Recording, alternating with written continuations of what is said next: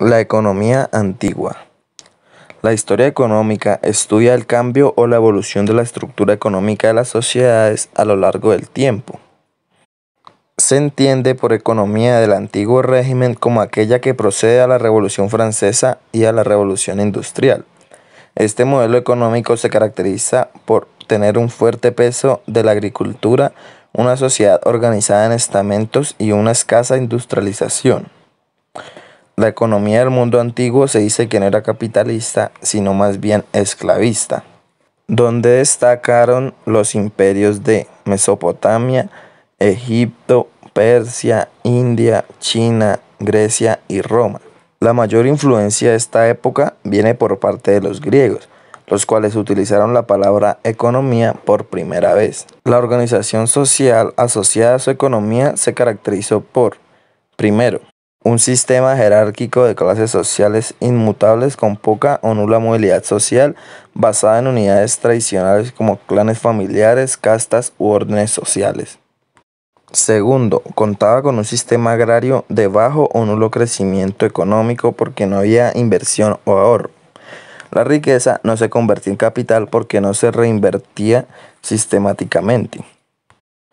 Tercero, la dimensión del mercado era reducida y limitada a la comercialización de excedentes y de productos de primera necesidad. Y por último, la economía del mundo antiguo estaba ya monetarizada y el trueque fue desapareciendo gradualmente. Y el imperio romano se basó en un sistema mixto compuesto por el modelo de imperio tributario típico y un modelo esclavista con mano de obra forzada. La economía medieval, es decir, cómo era la economía en la Edad Media. En la Edad Media hubo una crisis en distintos sectores económicos, como en la agricultura, textilería, artesanía, comercio, etc. Debido a las guerras, a la caída de los precios, las huelgas de los campesinos, en fin. En el siglo XV hubo mejoras y el sector pues que se recuperó como con mayor facilidad fue el comercio. El comercio medieval en la Edad Media, el medio de transporte como que ofreció mayores ventajas a los comerciantes fue el marítimo, a pesar de los riesgos de tempestades o ataques de piratas. Por este medio se podía transportar mayor volumen de mercadería y los costos pues eran menores. Eso no significó que el transporte de mercancías vía terrestre desapareciera, ¿no? Por el contrario, continuaron empleándose. El transporte marítimo impulsó el renacimiento comercial, principalmente en las ciudades como Venecia, Italia y Gante en Bélgica.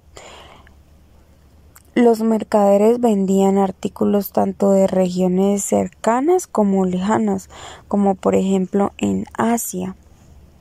La apertura de rutas comerciales y las mejoras de transportes hicieron que el intercambio mercantil se intensificara. Los comerciantes de las ciudades no tardaron pues en agruparse en gremios y asociaciones. Se asociaron con los tejedores, zapateros, en fin. La más importante fue la Liga Hanseática. Esta agrupación de comerciantes de 70 ciudades y de otras 100 asociadas se reunieron para defender su interés, muchas veces incluso emplearon la fuerza. Esta liga o asociación se situaron en Alemania y comercializaban con la región del mar Báltico y el norte de Europa. Ahí también surgen las ferias donde los comerciantes solían reunirse en un determinado punto o una o dos veces al año más o menos para intercambiar sus productos. Tras la caída del Imperio Romano, acceder a los metales para la elaboración de las monedas fue muy difícil. Los pocos recursos de metal, en especial hierro, se encontraba en el norte de Europa, donde la población prefirió utilizarlos para crear herramientas agrícolas e incluso armas. Sin embargo, el desarrollo del comercio empezó a exigir el uso del dinero a través de la moneda, y con el uso de las monedas pues aparecen los bancos, ya que van a surgir como a fines de la Edad Media, cuando algunos comerciantes empezaron a usar sus ganancias para financiar sus propias compras y a hacer grandes préstamos. El comercio activo que se llevaba a cabo pues hizo que las antiguas ciudades se revitalizaran y propició el nacimiento de otras ciudades. El feudalismo era el sistema imperante, pero estaba cerca a su fin las ciudades, que tuvieron características importantes como una estructura urbana propia, un autogobierno, pues las ciudades eran autónomas y algunas pues hasta independientes. También tenían ejércitos propios para su defensa y una economía dinámica debido al comercio. Mercantilismo. El mercantilismo es un sistema político y económico basado en la idea de que los países son más ricos y prósperos mientras más metales preciosos puedan acumular y obtener. El mercantilismo y sus ideas se desarrollaron en Europa entre los siglos XVI y XVII y la primera mitad del siglo XVIII. Uno de sus pilares fundamentales fue la creencia de que los países que querían mantener una posición relevante en el contexto internacional y desarrollar su poder debían acumular riqueza, principalmente en la forma de oro y metales preciosos. Influenciado por el colonialismo y la gran cantidad de metales preciosos, materias primas y mano de obra barata de los países invasores pudieron obtener de ellas. El mercantilismo reforzó la idea de la acumulación de riqueza como reflejo de poder. Origen del mercantilismo. El mercantilismo, como corriente de pensamiento económico, tuvo su origen a principios de la Edad Moderna, el siglo XVI, en Europa y concretamente en países como Francia e Inglaterra, tras sustituir el feudalismo. Además, tuvo su máxima expresión en Francia en el siglo XVI bajo el mandato de Jean Colbert, ministro de Finanzas de Luis XIV. Durante su mandato, Colbert protegió e impulsó a las empresas agrícolas e industriales de Francia a través de subsidios, créditos y otras facilidades, mientras que al mismo tiempo imponía fuertes restricciones a las importaciones. Si bien es cierto que el mercantilismo en Inglaterra fue muy importante durante la Edad Moderna, el mercantilismo comienza a desaparecer a finales del siglo XVIII, con el surgimiento de nuevas teorías económicas que tenían un carácter más liberal y se enfocaban en aprovechar las ventajas del comercio. Uno de los criterios más destacados de las ideas mercantilistas fue Adam Smith, quien proponía la idea de que el libre mercado y libre cambio son elementos fundamentales para el desarrollo económico y el aprovechamiento eficiente de los recursos. Características del mercantilismo. En resumen, se basa en tres características o ideas fundamentales. La primera, la acumulación de riqueza, principalmente metales preciosos, es esencial para el desarrollo económico de un país.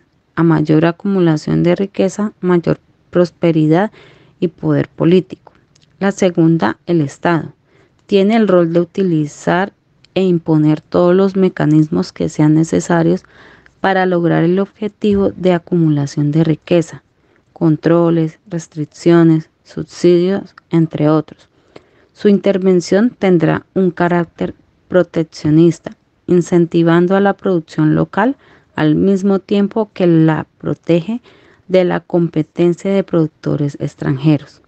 La tercera, el comercio a nivel global, es inalterable. Para que el comercio ayude a la acumulación de riqueza, se deben controlar los flujos de entrada y salida de modo de mantener una balanza de pagos positiva. Exportaciones superan a las importaciones. ¿Cómo funciona el mercantilismo?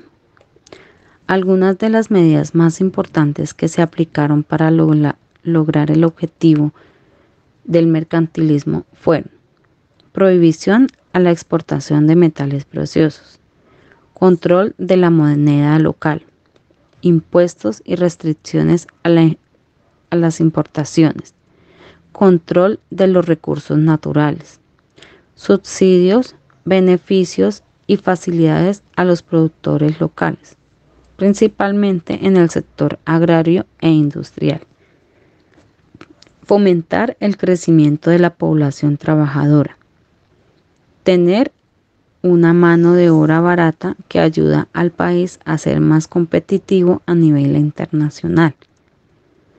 Privilegios fiscales a las exportaciones y a la producción local. Las principales escuelas mercantilistas se le denominó escuela, aunque no existió un gran representante que condujera la teoría, sino que los aportes a esta se originaron en la opinión de comerciantes de la época cuyas preocupaciones eran de índole racional. Aplicabilidad de sus ideas. Los principales autores de esta escuela aplicaron sus ideas en los diversos conceptos económicos. Valor, teoría variada y confusas. Algunos aceptaron una teoría de valor, trabajo. Reconocieron a los valores naturales y de mercado como entidades separadas. Renta. No tuvieron una concepción especial, pero reconocieron a la tierra como un factor participante en la producción. Producción. Señaló el primer lugar al comercio, el segundo a la manufactura o artesanías y el tercero a la agricultura. No consideró productivos a los servicios inmateriales. Salarios. No tiene una teoría consistente, pero se inclinó por los salarios bajos. Interés. Opiniones encontradas. Se empieza a aceptar que se debe reconocer algún pago de interés a la productividad del capital.